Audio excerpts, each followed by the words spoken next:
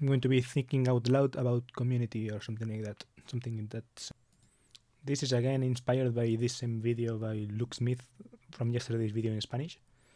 He talks about, in this part, he talks about some kind of Chinese proverb or something like that, or a part of a book from Sun Tzu or something like that. Someone corrects him here. Yeah, from Lao Tzu. And yeah, it's basically something like, basically go live in the country and be with your community and don't leave, and maybe you hear other communities and other people's cocks, cocks, chickens or whatever, and dogs, but you hear them and you don't even pay attention to them. You are with your community and you are just going with them and feeling connected with your community or whatever. So I was thinking about this and I was thinking, what kinds of community do I know, right?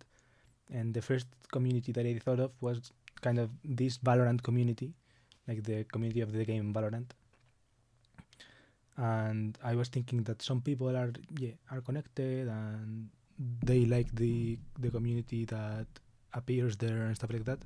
But I always think that it's kind of, it's kind of an annoying community because there's like too many memes. It's like every mode of communication is based on memes, and everything is like potentially memified.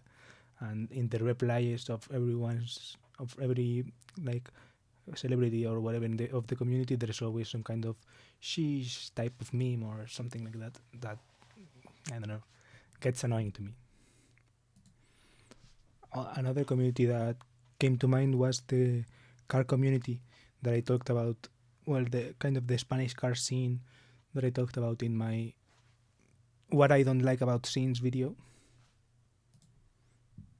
This one, the why I don't like scenes.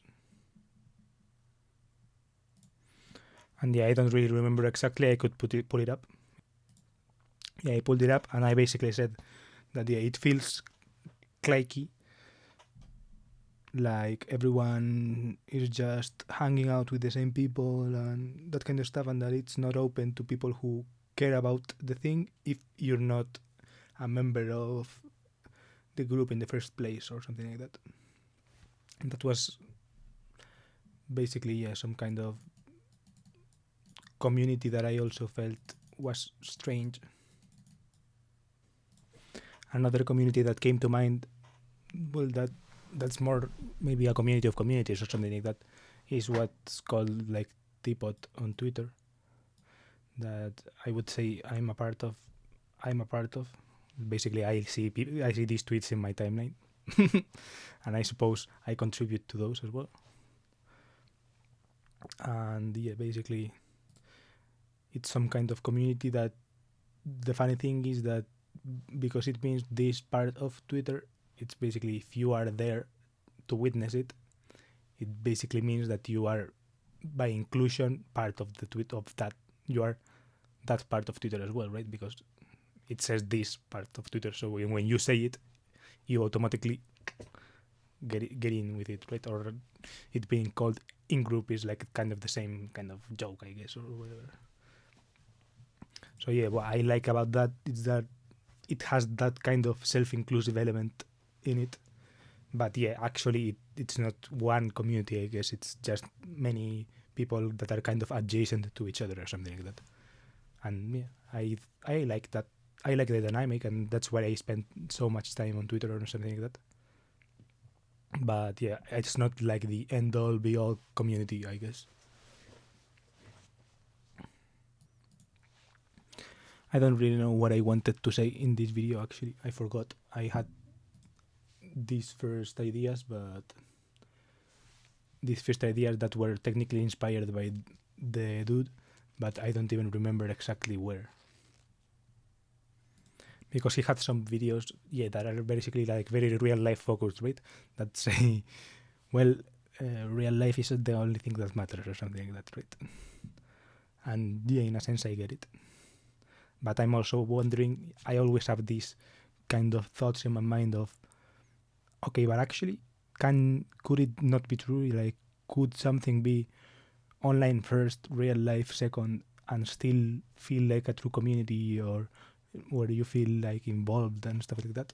Or is basically the fact that people get together IRL what actually makes it a community, right? I guess the TPOT people, or well, corporate in this case, Snap, has this interesting reflection, which is that maybe some of what creates these tightly feeling communities was COVID, right? Corona was what actually forced people to be online, so they poured themselves more into this, and real life had to be kept to a secondary place. And now that shit's going back to normal or whatever, if it feels more important to like go. I don't know. Yeah, it feels like it's the internet has gone back to being the internet, and real life has gone back to being real life instead of that sweet spot where the internet was actually real life. Yeah, coming back to the Luke video, I think something that I left in a comment there was that I found his path appealing, right? This going back to going back to a rural town or whatever, and I think that the question he left unanswered because he was always I think this video is called the return to normalcy in this channel, but I think in the channel from this dude it's called something else. It's called something like IRLmaxxing for whatever, or something like that. I think it will. You're not going to get to the India. Yeah. From PhD to run the chat, IRLmaxxing, and the thumbnail also has this whatever called the IRLmaxxing part, like it has it in big letters, as I was saying, it has like this IRLmaxxing with Luke Smith. And basically he in the video he talks like about how he used to be like some kind of Reddit atheist or whatever, and that he went to do some kind of academia works, so like a PhD in linguistics or something like that. And he went there to a couple of different universities in the city, and then he went back. He quit the academia stuff due to stuff, and then he went back to. Well, not sure if back. He went to rural, to some rural place. So I think he's originally from Georgia, the state, but I don't know if he is from a rural part of Georgia or from the suburbs of Georgia. I don't know. And that was the question that I was left unanswered in his telling his own story, right? Because he tells his story basically, like this problem with academia that he had, and how he hates the liberals or or whatever, and I think that what I touch on here is that establishing community is kind of establishing roots, right? You cannot have community without roots until the internet, right? Until the internet you couldn't, but now this is like the doubt that sparks in my mind, and what I kind of want to think out loud about is it, but can you? Because maybe you can now establish this kind of community based on actual values and stuff like that.